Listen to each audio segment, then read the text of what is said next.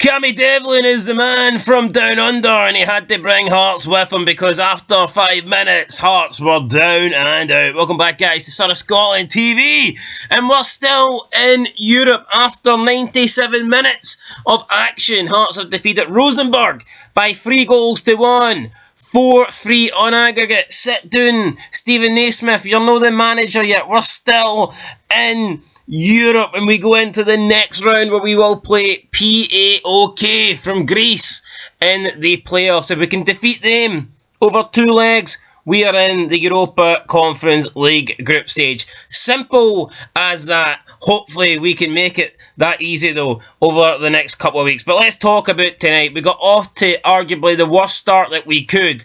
Wonder save from Sander Clark. Honestly, it reminded me of Craig Gordon, man. I thought Craig Gordon was the next. Fantastic save for Sander Clark. But less than like 5 seconds after this save, it's a goal. It's 1-0. You know, he makes a great save. No one could clear the ball. And the ball is eventually bundled in underneath Sander Clark's legs. He tries to stop it, figure over the line. He ends up fumbling the ball even further over the line. It's like, oh my God, 1-0 down.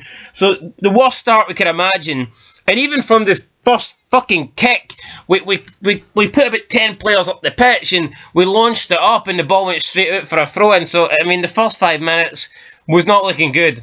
I'm going to be honest, we looked rattled after that goal. And then Rosenborg, again, were on the attack. They pulled one wide of the post. This was on the 5th minute, a minute after the goal.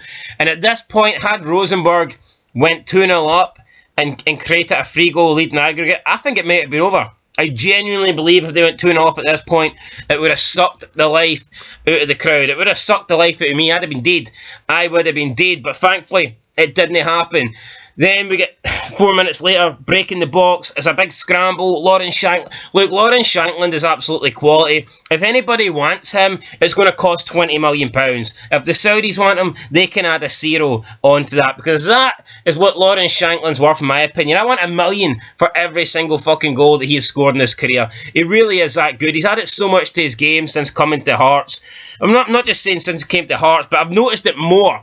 Obviously, I always knew he was a good player. He's someone I always wanted, but when he was at Dundee United, when he moved from Ayr to Dundee United, I just thought he was a goal scorer. You know, I didn't really appreciate him. Then he went to Belgium or whatever, played for whatever team that was. But when he's came back to Hearts, even though you see him beginning to get called into the Scotland team, the guy is quality. He's got build-up. He can hold the ball off, man. His ability to bring players into act, and we've seen that for the 3rd goal. But his ability to back into defences, hold the ball up and play people through, hit nice wee delicate passes in the final third, that is what Shankland's at his best, I think, in my opinion. He done that here, played through Oda with a great chance, he hit the post. Now, Boyce was in the middle, people saying that he should have played Boyce in.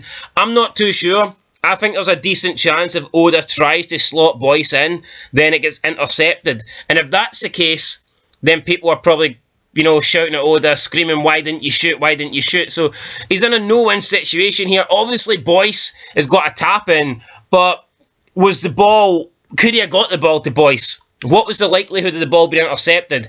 At least you can argue if he takes a shot, he's definitely going to get a shot, he's going to have a chance.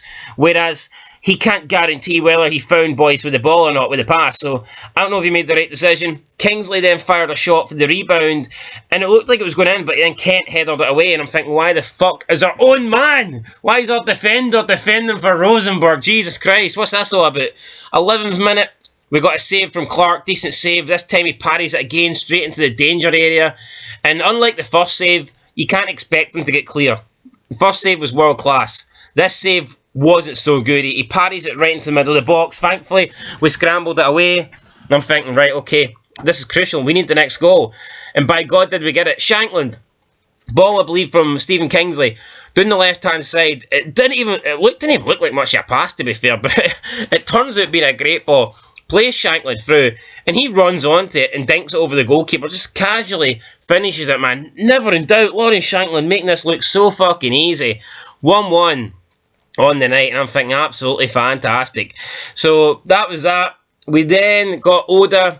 He managed to hold the ball up on the left hand side. He played it to Shanks. Shanks took an amazing touch to get around the defence. He's got 2 men in the middle, and he has to find one of them. I think Cochrane was the man running in at the edge of the box, but Shankland hit it straight at the goalkeeper.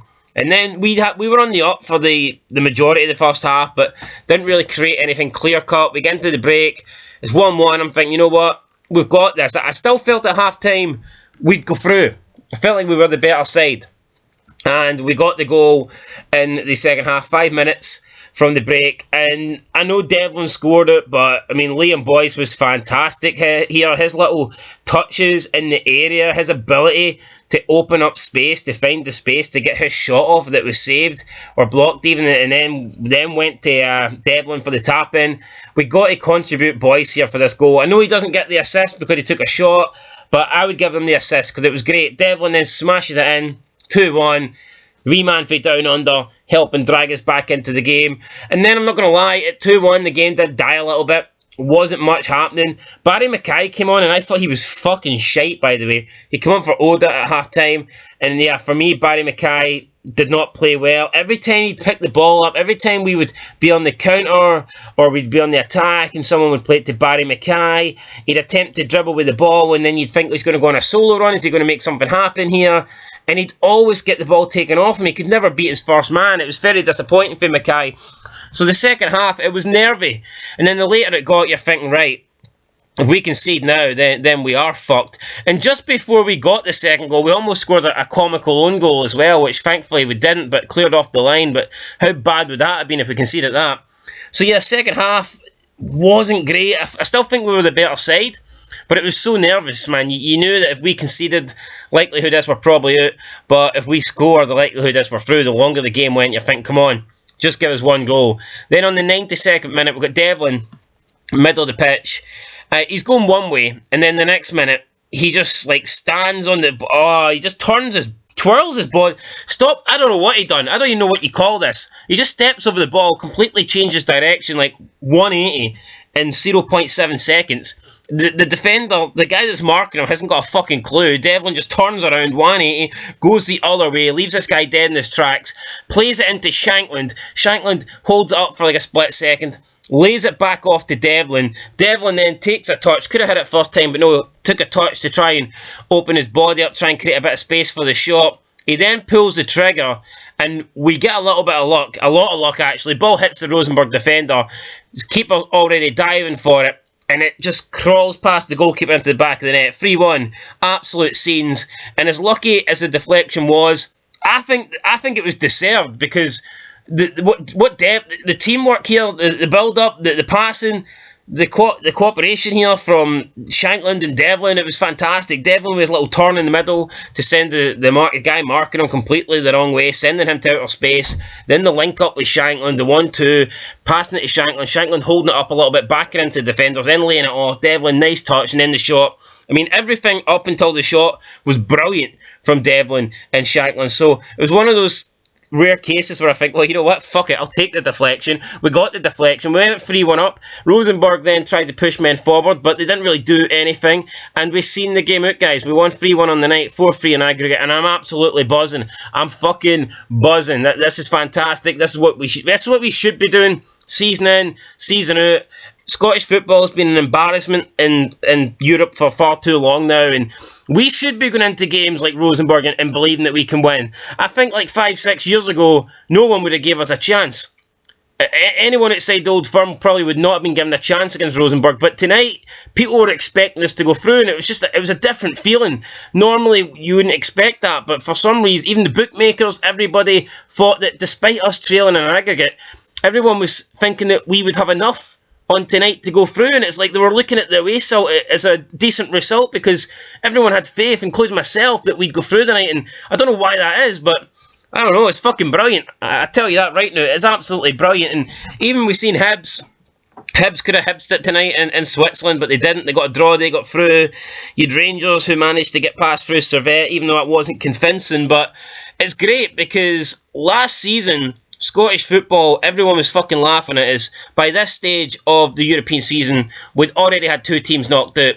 Motherwell had lost both legs against Sligo Rovers in an absolute embarrassment of a result, 3-0 in aggregate. And then with Dundee United, who put in a great performance against Alkmaar, winning 1-0 at Tannadice, just to lose the away leg 7-0. Last season, Scottish football has been laughed at. But fast forward a year, and all 5 clubs are still in Europe. Now, albeit we've got our biggest clubs involved in Europe, and I think that's what we probably need to go forward. I think if Scottish football is going to get better and better and progress further and further in Europe, then we constantly need our biggest clubs qualifying and performing in Europe. And that's what we've got so far this season. And I think we're going to do it. I think we'll beat POK.